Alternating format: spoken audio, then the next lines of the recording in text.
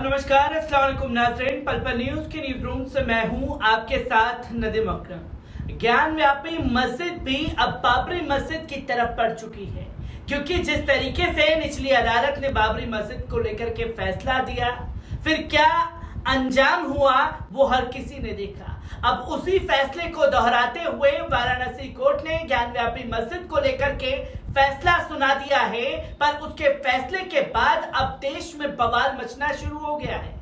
और बवाल की तस्वीरें भी खास तौर पर देखने को मिली हिंदू पक्षकारों की तरफ से, जो मुसलमानों को तरह तरीके से उकसाने की कोशिशें कर रहे हैं और तमाम तरीके से बड़े बड़े बयान दे रहे हैं कि अयोध्या जाकी थी, काशी मथुरा बाकी है, काशी जीत लिया है, अब मथुरा की बारी है। ये तमाम तस्वीरें जो हैं लगातार सामने आ रही हैं, पर हर किसी की नजरें बनी हुई थी कि मुस्लिम तंजीमों का किस तरीके से इस पर एक्शन आएगा। और इस एक्शन का रिएक्शन अब साफ तौर पर देखने को मिल रहा है, जहां बड़ा बयान all India Muslim personal law board की तरफ से भी दे दिया गया है, तो वहीं पॉपुलर फ्रंट ऑफ इंडिया के बयान ने हिंदू पक्षकारों में खास तौर पर खलबली मचा दी है। और ज्ञान व्यापी मस्जिद के फैसले को लेकर के जो फैसला सुनाया गया, उसमें पीएफआई की एंट्री से गोदी मीडिया भी बुरी तरीके से बौखला चुकी है, जिसको लेकर के तमाम तस्वीरें सामने आ रही हैं। क्या कुछ all India Muslim personal law board ने कहा है, क्या कुछ पीएफआई ने किया है और क्या कदम उठाने वाले हैं मुस्लिम तंजीम, एक बार इस पूरी रिपोर्ट पर नजर डाल लेते। All India Muslim personal law board ने सोमवार को ज्ञान व्यापी मस्जिद से जुड़े एक मामले में वाराणसी की फैसले हिंदू पक्ष में आने पर इसे निराशाजनक बताया है। अदालत ने सोमवार को कहा कि वे हिंदू देवी देवताओं की दैनिक पूजा की मांग वाली याचिका पर सुनवाई जारी रखेगी, जिनकी मूर्तियां ज्ञान व्यापी मस्जिद की बाहरी दीवार पर है।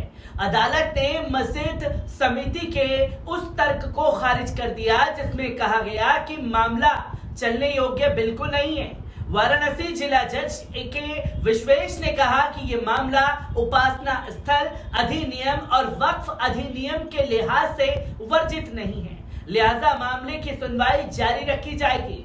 मुस्लिम पर्सनल लॉ बोर्ड ने सरकार से आग्रह किया कि वे पूजा स्थल यानी कि विशेष प्रावधान अधिनियम 1991 एक्ट की पूरी शक्ति के साथ लागू करें। All India Muslim personal law board के महासचिव मौलाना खालिद सैफुल्लाह रहमानी ने एक बयान में जारी कहा, जिला न्यायाधीश अदालत प्रारंभिक निर्णय निराशाजनक और दुखद था।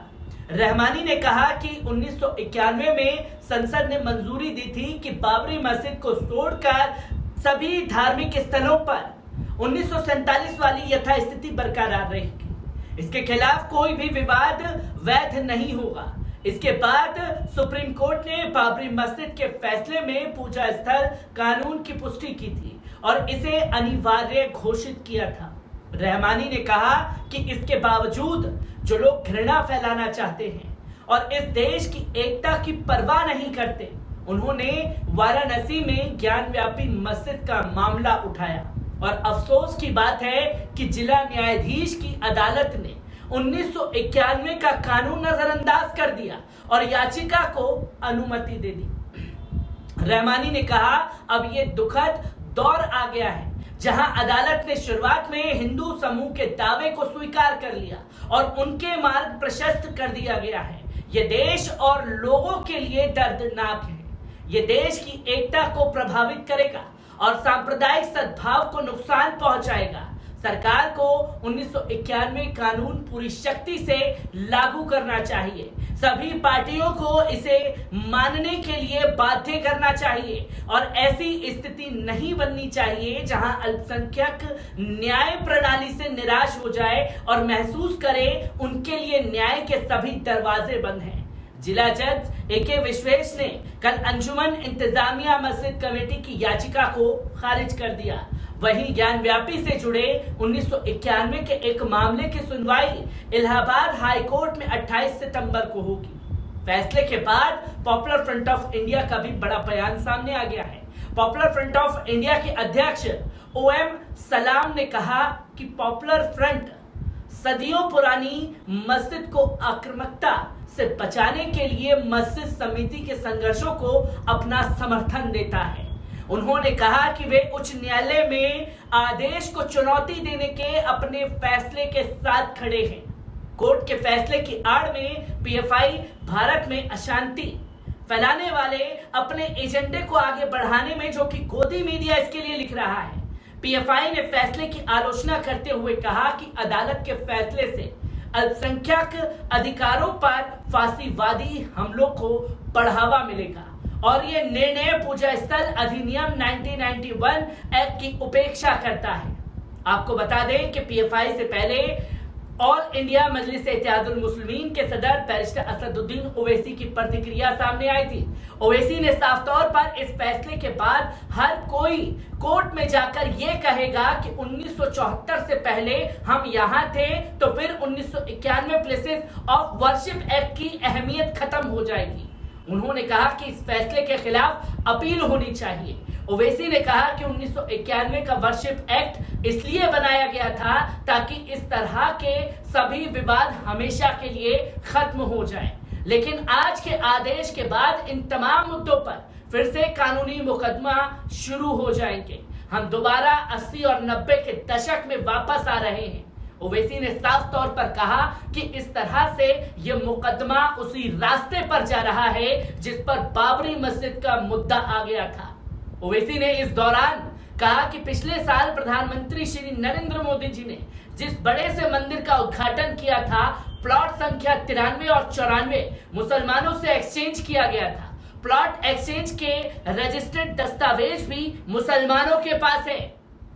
ओवैसी ने आगे कहा था कि 1881-84 के खसरा में यह लिखा कि प्लॉट नंबर 9130 को लेकर मकबूजे अहले इस्लाम जिहाद का जिक्र है। उन्होंने कहा कि 1942 में वक्फ का गजेट इश्यू हुआ था, यह मस्जिद वक्फ की है। उन्होंने साल 1937 के एक दूसरे केस में फैसला आया था कि जिससे कहा गया था कि यह मस्जिद के नीचे जमीन, घर, उत्तर और दक्षिण में पूरा वक्फ है।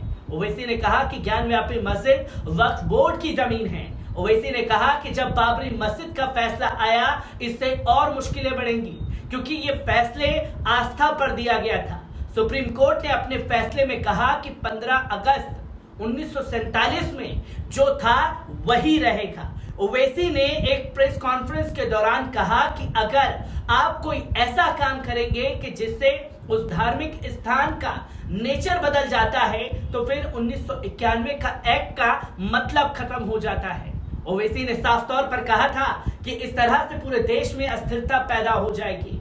उन्होंने कहा कि कोर्ट को ऐसे मामलों पर शुरुआती स्टेज पर ही रोक लगानी चाहिए क्योंकि निचले अदालत के इस जजमेंट के बाद यकीनन जो है तनाव बढ़ेगा।